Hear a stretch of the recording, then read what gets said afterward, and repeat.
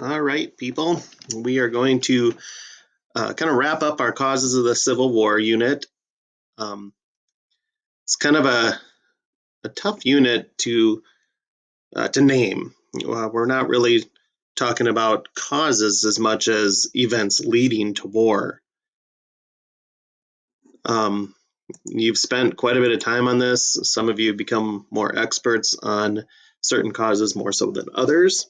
And so I'm just going to take a little bit of time here to go through those projects I shared with you yesterday, and add a little bit of information to kind of, again, help us lead into the Civil War, which will be starting next week. I apologize again for the Zoom meeting I had planned yesterday. There's a schedule, and when I first looked, we had plenty of room. I didn't want to set a time in stone, and then when I went back in, it was all full. So Thursday was booked. I didn't want to do this on Friday, so we're going to use Monday or Tuesday as kind of a introductory day to the Civil War itself. If you, I guess, look at the pictures here, I've got a representative of each one, and I might come back to this first slide as we go through this, but kind of like the last one of these, I don't want to spend, more than 20 minutes on it. Throwing in the fact that I'll also have some questions that'll pop up, um, to use as our quiz, basically, for this activity.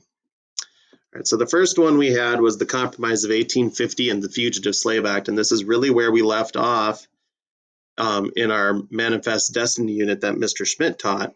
The last thing he talked about was the war with Mexico and that we got the Mexican cession and then California got their independence. Well, that'll lead to our second major compromise that averted war.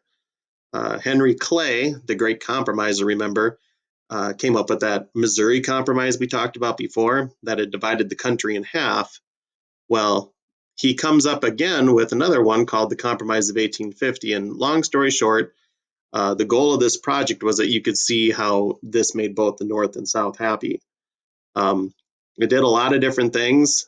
For the North, it gave California as a free state. Now, I know it says here made the North happy because California was a slave state. I didn't see the slave part when I first put this one in there.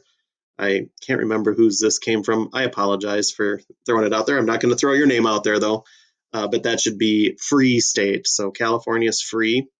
That made the North happy.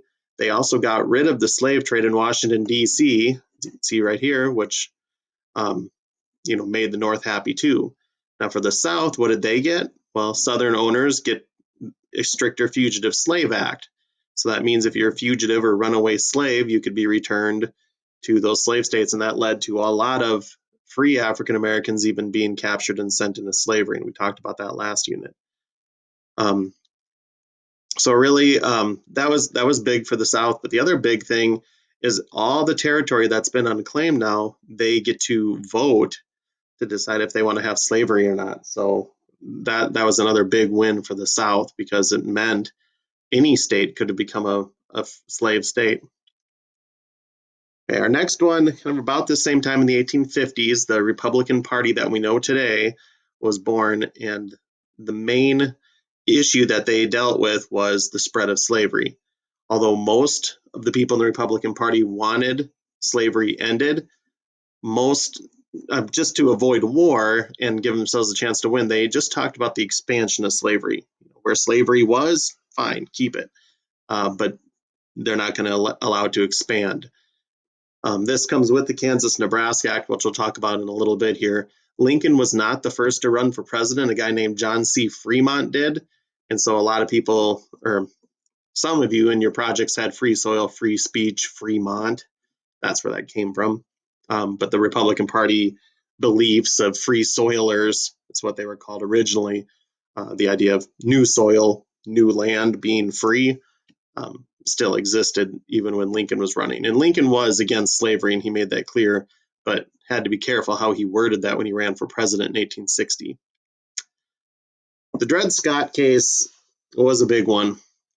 And in a simple way, I guess what happens here is Dred Scott, he was a slave, he was taken into free territory by a slave owner and then taken back into slave territory. And he argued that when he was in a free territory in Missouri, when he was in a free territory, Illinois, he should have been freed. And then when he was brought back to Missouri, shouldn't have been taken back. Well, the Chief Justice, Roger Taney was his name, said that blacks basically were property. They have no, if you're a slave in particular, you had no rights. And even though you're taken to a free state, that doesn't mean you're free. The bad thing here, well, there's a lot of bad things, but the main thing is that it meant that slavery could really be anywhere. What's to stop a slave owner from bringing his slaves from Georgia and moving up to, Vermont? This ruling basically says that you can take slaves anywhere. And that's going to make a lot of Northerners upset. And every one of these different events is going to lead to either the North or the South being more upset.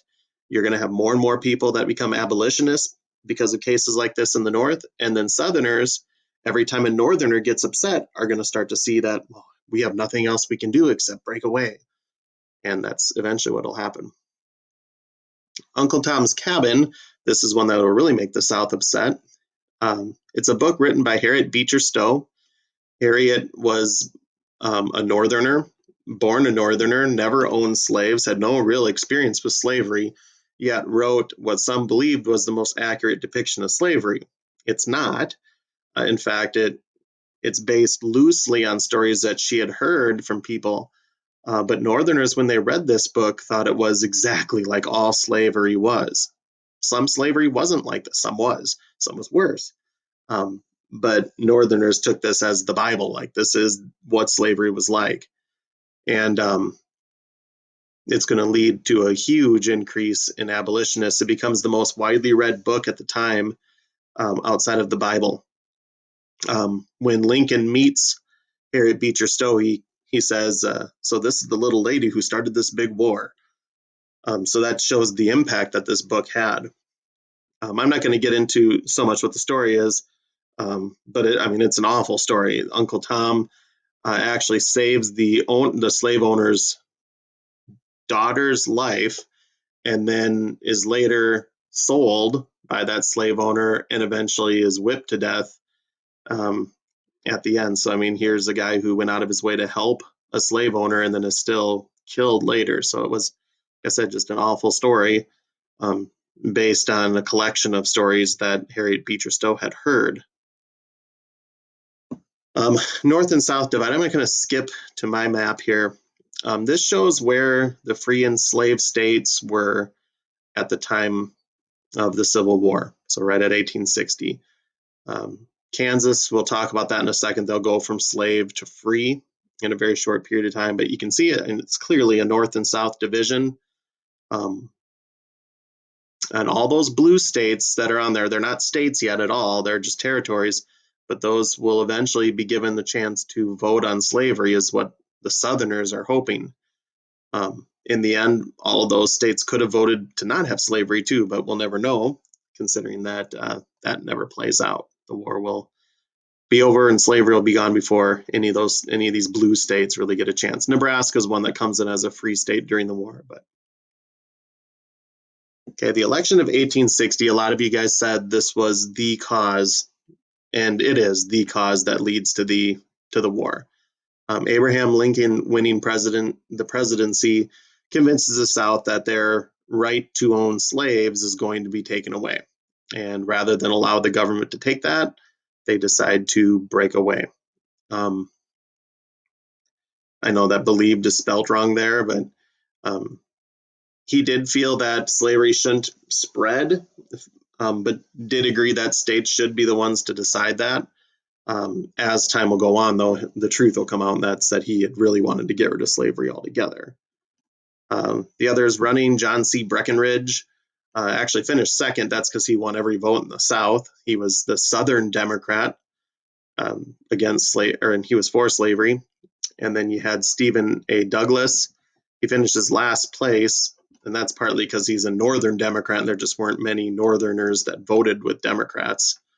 And then you had John Bell, who's Constitutional Union Party, and they just stayed out of the slavery discussion altogether. But Lincoln's winning this election was kind of the last straw because 1861, first shots will be fired of the war. Kansas-Nebraska Act and Bleeding Kansas. This is like a little mini civil war that occurred in 1850s. Basically, Kansas and Nebraska are allowed to vote on slavery. They're the first states to do that. And when Kansas carries out their vote, a bunch of people from Missouri flooded in and voted pro-slavery in a state that was very much against slavery.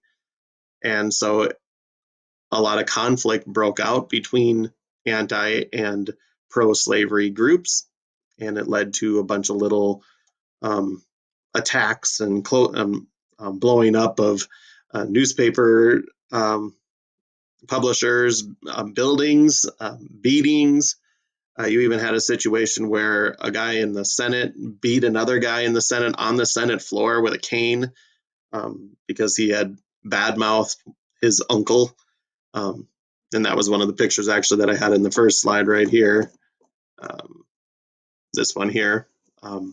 This guy's the northern senator, and this is the nephew of a southern senator that he had kind of bashed, if you will, and then he literally bashes him with that cane. And southern legislators will send this guy cane tops, these metal cane tops, when he's in prison.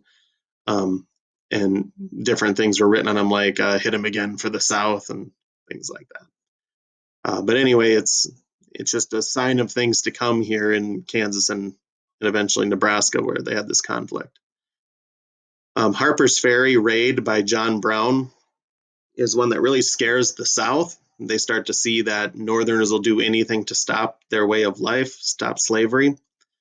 John Brown was a crazy person. He's from Kansas, was involved in a lot of that Kansas-Nebraska, Bleeding Kansas stuff. He decided to take over the arsenal in Harper's Ferry, Virginia.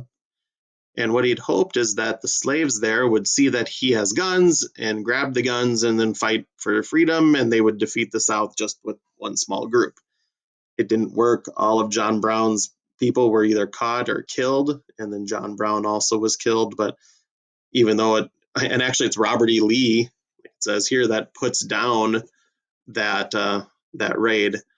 But in the end, it just shows that to the Southerners, this is how things are going to be. Northerners will stop at nothing to stop slavery. And it also shows how many Northerners are getting to be, very much against slavery.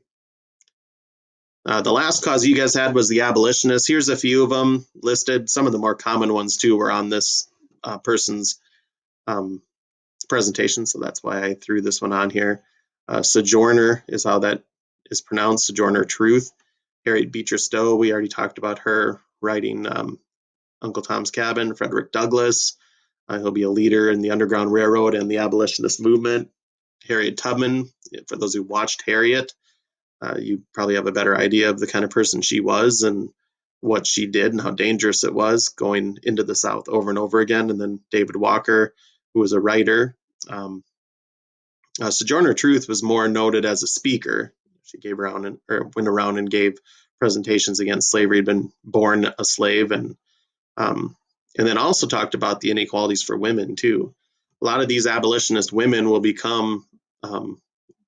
join the movement for women's right to vote too, which won't take place for quite a while.